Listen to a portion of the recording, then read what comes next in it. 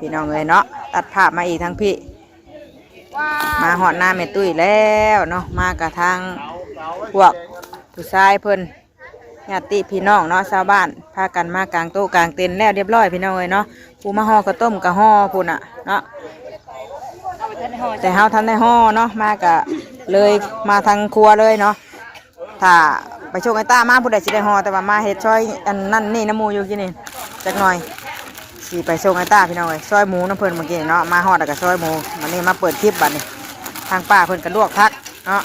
ลวกผักกระเดาพี่น้องเลยเตรียมไว้กินกับลาบกับก้อยคือเก่าเนาะเอาก่อนอื่นก็กราบทักทายสบายดีอีกเทื่อนึงเด้อพี่น้องเด้อเนาะพบพ่อกันอยู่ทางเดินหน้าแม่ตุ้ยเนาะมาเตรียมย่อเข่าตอนเช้าย่อเข่าอันนี้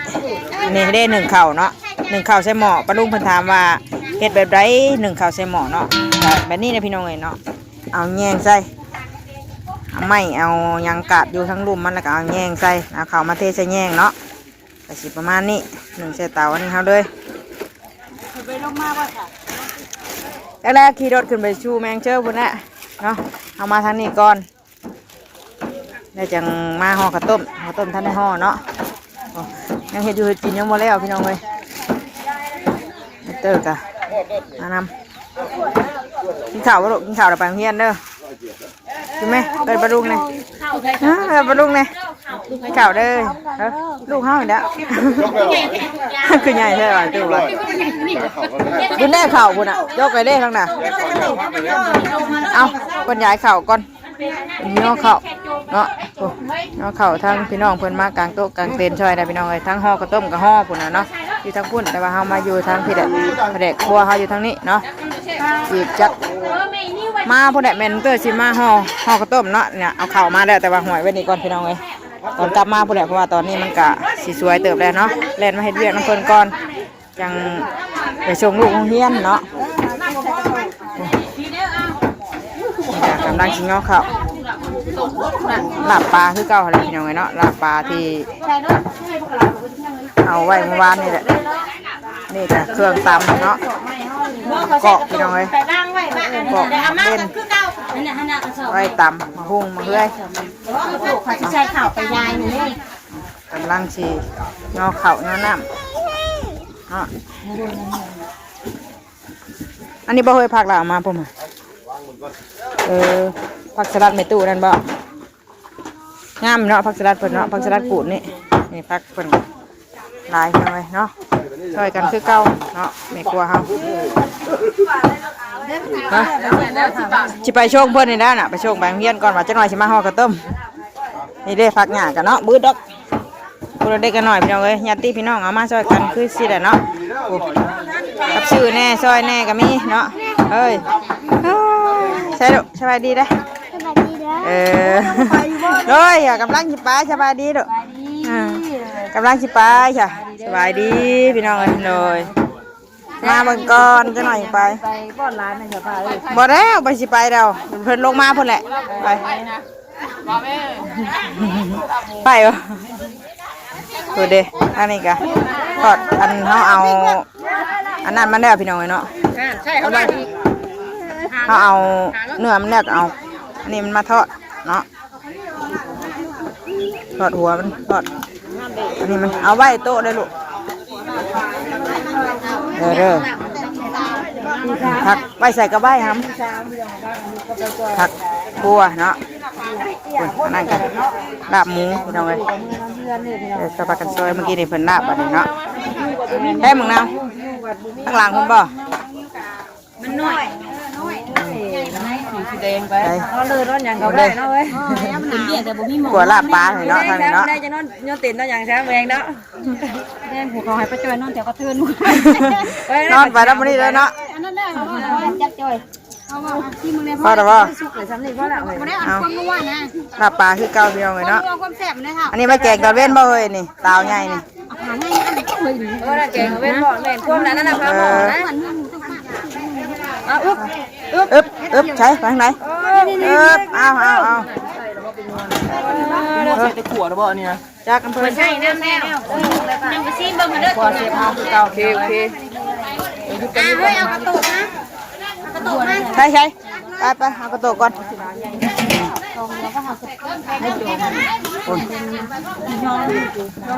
หลับปานไปดูไปเฮียนให้เตอร์ไปเฮียน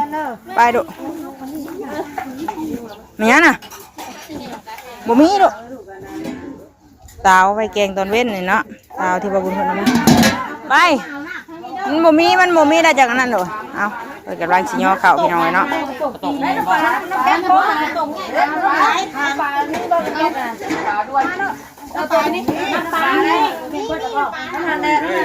ใช่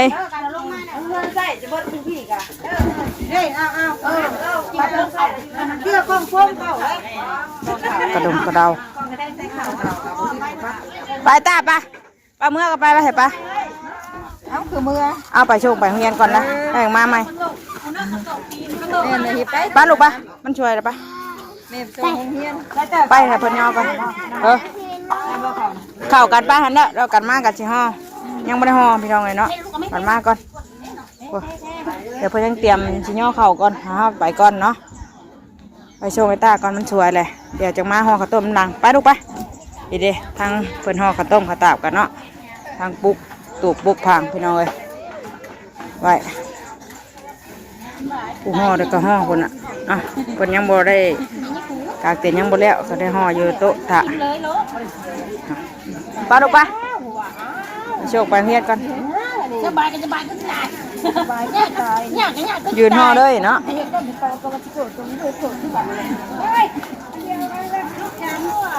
สาวคักแท้นายทั่วคักแท้ห่อชนะทั่วนึงอันเขาต้องขีดกะเลยต้มกะเป็นข้าวกะวะต้องดำดิยามแนมแซ่บวะมักเล่นต้มกะมากคือกันเนี่ยคือกันว่าแซ่บมากเดี๋ยวชมลูกไปเฮียดก่อนเดี๋ยวจะมาต้มแต่กับเผาเนี่ยเผาหมอกกับต้มเนี่ยชุดได้กินด้วยเอาหัวเผาลงกันว่าจะว่ามากอ่ะที่ใช่ว่ามากนะวะไปฉันไปชมลูกกันเด้อจะนอนมาไหมไปพี่น้องเลยไปชมลูกไปเฮียนก่อนจะนอนมาไปเนี้ยนี่ได้น่ะไปชมคนก่อนดูจักเพิ่นหากระปุกแล้วเดี๋ยวเพิ่นไม่ได้เอานั่นมาปูนเลยน่ะจักชายฉาดเพิ่นนี่เด้ปุกตู่พี่น้องเลยเนาะนี่สิเป็นตู่ใบบนใบกองบุญนี่เนาะมาปูนี่ให้แขกคนมานั่งแล้วก็สิมาตั้งกองบุญยำคำคืนเนาะเอาบุญมาตั้งไว้นี้เนาะนี่เด้พี่น้องเพิ่นกันชาวบ้านเฮาร่วมร่วมใจกันได้พี่น้องเลยเนาะซอยเดือกันยามมีการมีงานมีบุญมีศีลงานเงินดอกเงินดีก็สิประมาณนี้เนาะซอยกันแล้วก็มาปลุกดุแล้วก็ย่อข้าวย่อน้ำกันเนาะไปมันนี่ไปโชว์ไอ้ตาก่อนเดี๋ยวมาใหม่เนาะดีเท่าเลยเรากว้างรถก่อนเนาะพี่น้องเลยเนาะตัดภาพมาอีกวันนี้หลังจากไปส่งลูกส่งเต้ามากลับมากับพากันเด็ดพักเด็ดหญ้าที่แดดพี่น้องเลยหลายคนช่วยกันเนาะคือว่าเลยคนนะตอนนี้กำลังการเกมสอบพักไว้ร่างช่วงแดงๆคนไหนเนาะเพราะว่าตอนนี้ก็เป็น9:30เด็ดไว้คือพี่น้องช่วยกันพี่น้องเลยมันฮ้อนแดดเนาะเอาหน้าขังเอาแดดได้แม่จุกกลับมาเลยบ้านชาเนเมนก็จะมาห่อข้าวต้มวันนี้พี่น้องยังไม่ห่อข้าวต้มห่อวัดบ้านแล้วแต่ว่าทางนี้ว่าสบายดีเด้อทั้งพุ่นก็ห่ออยู่พี่น้องเนาะทั้งตูบทั้งตูบทั้งอันนั้นเพิ่นพูดแต่ว่าแมงเตอร์เอามาห่อน้ำมูมานั่งใกล้มูน้ำมูกันเนาะท่านั้นก็มีมูเดี๋ยวมาห่อก่อนพี่น้องเลยห่อข้าวต้มก็ลูกมันจะหัวนะลูกคอยเบิกก่อนแน่อะไรนี่กับห่อก่อนมาห่อคุยห่อแล้วเห็นมากเลยอาหารยังไม่ห่อเนาะหนังห่อแล้วนี่นั่นเขาเดียวมาเนื้อเขาพูดมาไหนไว้เนียนคนให้ตัวอะไรได้แล้วอยากมาชมกันนี่โอ้ยลงไปดิแล้วมาช่วยดิมาแล้วที่ว่าโอ้ยลงไปนั่งไม่เอาเลยบอก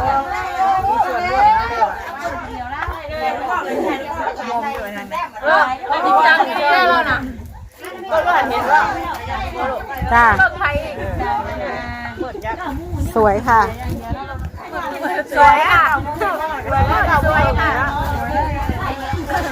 มาสวยแท้เลยแล้วจะมานั่นสวยเลยเนาะคนมีเบียกวะ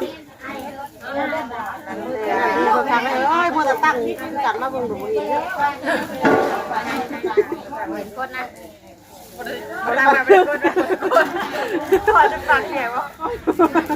ค่ะว่าตรวจสอบภาษาอะไรนั่นนะคนที่เขาเล่นก็คนดีนะลูกคนจะเอาไปต้มอะไรไ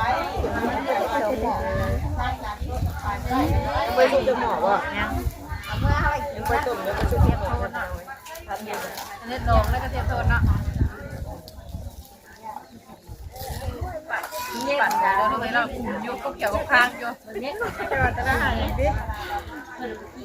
เรียนหน่อยจ้าเอ๊ะมีตัวเชื่อแต่ว่าไปบึงดินหลานกันรุ่นเลย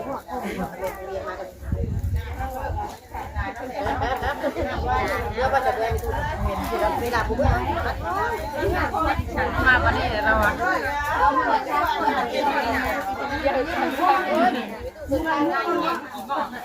ราได้มาป่านนี้เลยค่ะเรายังบ่ลงเพราะมันลงบ่ได้อะไรได้เพราะว่ามีนิดบ่ไปมันเป็นเนาะเติมมาล้อถือว่าไว้ก็บ่เดือนเติมให้เดือนนั้นลงมาเท่าไหร่แต่ลง6ก็ได้เนาะแม่สมมุติ60กับ60,000บ่ได้บ่แล้วก็ได้เดือนให้เดือนจะเต็มเท่าไหร่คือบอกแม่มาส่งเองอันนี้ไม่ว่าหากันแล้วออกบ้านแต่งานนี่ได้โอ้ปกติเขากับขังมาอยู่แต่เพื่อนใส่ตุนเลยย่าจ้ะ60กับเดียวเพื่อนเลยแล้วออกมาโลกภายนอกกับงานนี่แล้วเด็กร่มคิดร่มยังให้เดี๋ยวเป็นจะได้ก็คิดกันได้เหมือนกันเนาะตามเน็ตมันแน่บ่ตามเน็ตมันแน่60ฮอดเสียงซ้ำเพิ่นชมแทนมาแน่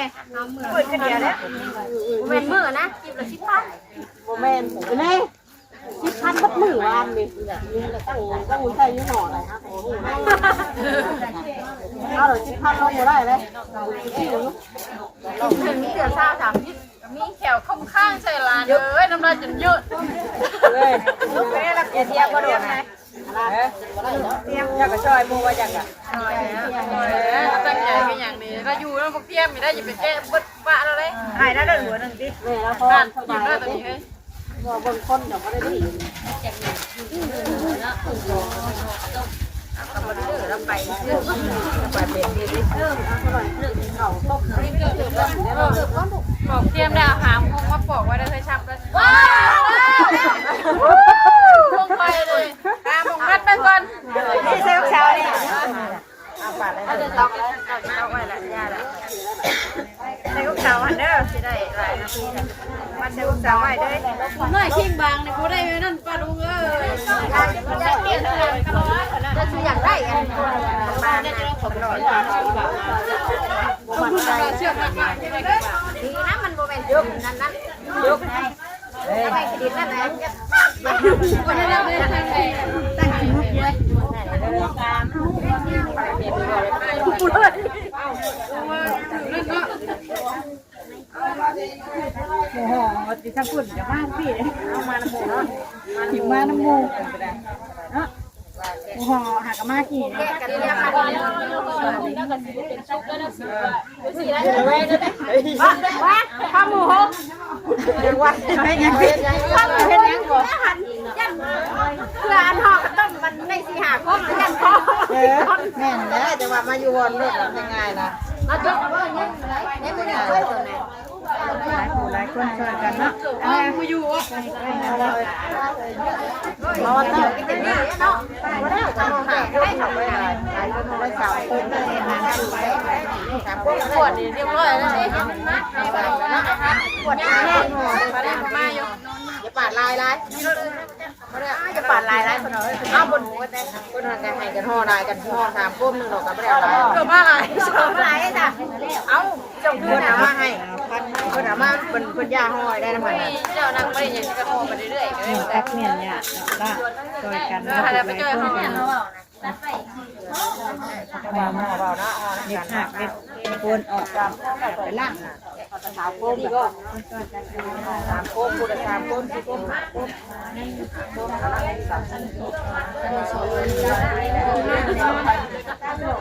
ตั้งอีกคนเลยว่าลุงต้องใจสองเท่าไรนั่นแต่ว่าเอาอะไรใครได้ถือกดมันก่อน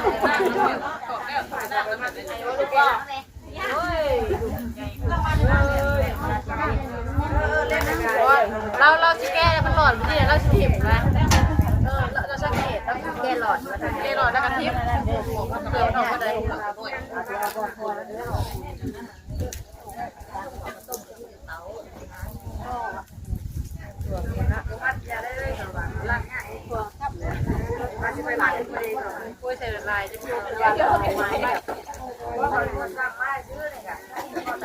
มันฉับเพื่อเพื่อชาติคนนี้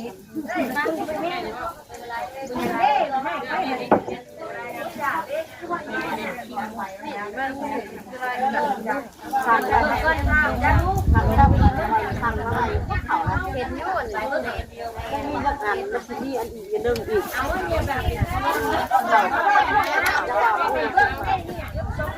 แซนไปไงไปเห็นมันนั่นน่ะเรื่องงานนี้เขาหลอกขายนี้ก็คือสั่งสั่งไม่ป้าชื่ออะไรสั่งมาไว้เนาะสั่งรับ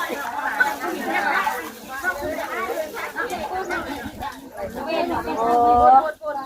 รู้แต่สอบได้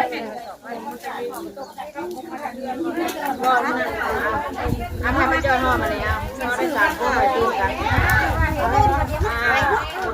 คนสองคนตีกันได้ก่อนนะเฮ้ยได้เขาจะมาห่อต้มก่อนนะต้มไปต้มห่อนะเอาต้มเดี๋ยวได้เอาเอาได้เขาแล้วห่อไปเพื่อพี่ดีเขาใส่แกงห่อได้ห้าคนละห่อพอได้อันว่านั่นเด็กก็3หอยเด้เนาะ3โคมใบหมูผู้ม้ามหลังหอยอีกเด้2ข้าวต้มได้เลยอ่ะกระทงลายหน่อยเนาะนี่เป็นหม้อข้าวต้มเพิ่น3หม้อว่าป่ะกำลังพดอุ้ยพี่น้องเอ้ยคุณน่ะยังบริสุทธิ์จังหม้อเนาะนี่ใกล้แล้วต้มข้าวต้มมื้อนี้เนาะมาเป่าหม้อข้าวต้มคุณหม้อนั่นกะหม้อนี่อีกเนาะคุณแหน่คุณเป็นแผนกเม็ดพักแผนกนี่ด้วยจ้ะแผนกยังไงตอนนี้วะแกะกระเทียมมาดูปอกกระเทียมไว้บ่ขมุกขมุมอยู่ติย่าไม่ได้บุญน้ำมูบ่จักกระโดดปอกกระเทียมไว้ใช้ตำพุ่งพี่น้องไงเนาะกันเด็ดพักซอยกันทางแม่เชื่อพักกระดังพุทธเนาะเด็ดพักเด็ดเงี้ยก็เทียมไว้อื่นไปจากนั้นก็จะห่อข้าวต้มได้3โคมเนาะไปผู้คนมันหลังห่ออีกเนาะทางพุ่นเนี่ยทางนั้นจะเป็นทั้งผู้เฒ่าผู้แก่ผู้เฒ่าผู้โอเปิ้นพากันเงียบคันมองบอกเบ่งพี่น้องเลยเนาะเตรียมงานบุญโอเคอื่นวันนี้ก็พากันมาต้มข้าวต้มอยู่ให้กินอยู่ทางที่แหละเนาะทางครัวคือเก่าคือเดิมพี่น้องเลยเนาะไปจ้ะสำหรับที่นี่ก็มีอย่างไรเนาะมาทางต่อจากคลิปกูแหละมาแต่คนลูกยงเฮียนกลัวซอยกันคนละไม้ละมือพี่น้องเลยเนาะพี่น้องมา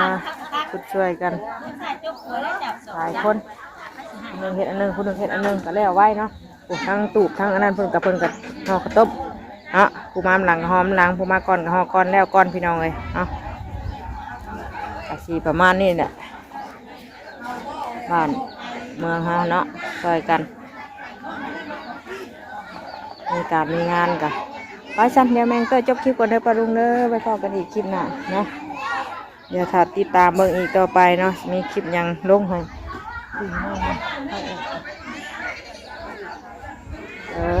ไปสั้นเดี๋ยวไปก่อนไปพี่น้องเลยเนาะลาแล้วแมงเชื่อเอิญเอายังวะ นี่ก็หอมแมงเต๋อมาซอยกันเด็ด